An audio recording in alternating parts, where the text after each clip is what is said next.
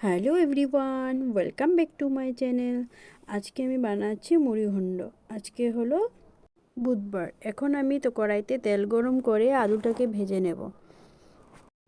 দেখো, আলুটা কড়াইতে দিয়ে আমি নুন আর হলুদটা দিয়ে দিয়েছি। এবার আলুটাকে আমি লাল করে ভেজে নিয়ে তুলে নেব।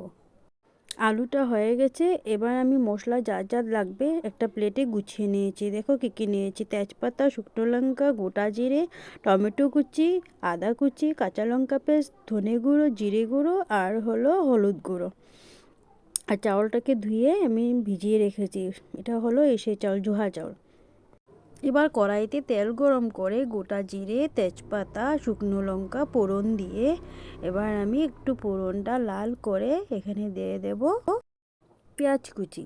পেঁয়াজ কুচিটা দিয়ে পেঁয়াজ কুচিটাকেও আমি লাল করে ভেজে নেব। পেঁয়াজটা একটু লাল হওয়া পর্যন্ত অপেক্ষা করব। পেঁয়াজটা লাল হয়ে গেলে ওখানে দিয়ে দেবো একটু আদা কুচি। আদা কুচিটা আর পেঁয়াজটা একসাথে ভেজে নেব।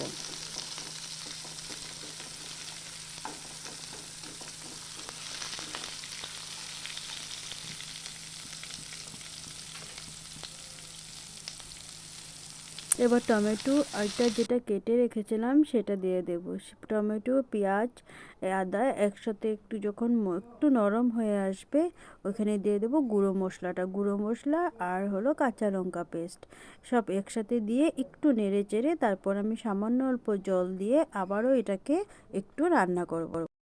মশলাটাতে যে আমি জল দিয়েছিলাম সেটাও আমার টেনে গেছে। আর হলো মশলাটাও ভাজা হয়ে গেছে, মশলাটার থেকে তেলও ছেড়ে নিয়েছে। এবার আমি চাউলটাকে দিয়ে আর একটু নেড়ে চেড়ে ভালো করে মশলাটার সাথে কষে নেব। কষানো হয়ে গেলে আমি দিয়ে দেব এবার মাছের মাথাটা।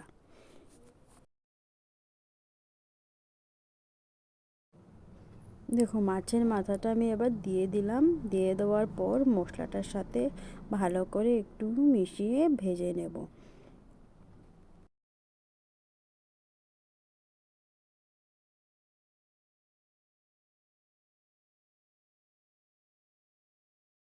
মশলাটার সাথে মাছের মাথাটা ভালো করে কষিয়ে নিয়ে তারপর আমি এখানে দিয়ে দেব আলুটা। আলু যেটা ভেজে রেখেছিলাম আলুটাকে দিয়ে দেব। আলুটা দিয়ে আরেকটু রান্না করব। দেখো, আলুটা এবার দিয়ে দিলাম। এবার আলুটা মশলাটা ভালো করে আমি কষাবো। এখন আমি ঢাকা দিয়ে আরও 5 মিনিটের মতো হতে দেব।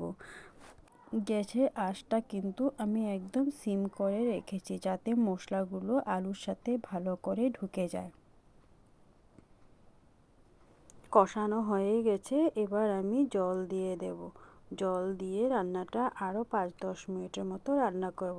যতক্ষণ অবধি চাউলটা না ফুটবে ততক্ষণ অবধি আমি রান্না করব। রান্নাটা দেখো হয়ে এসেছে।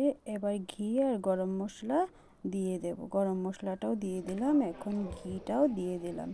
যদি এই রেসিপিটা তোমাদের ভালো লেগে থাকে তাহলে চ্যানেলটা একটু সাবস্ক্রাইব করে দেবে আর লাইক কমেন্ট করে দিও।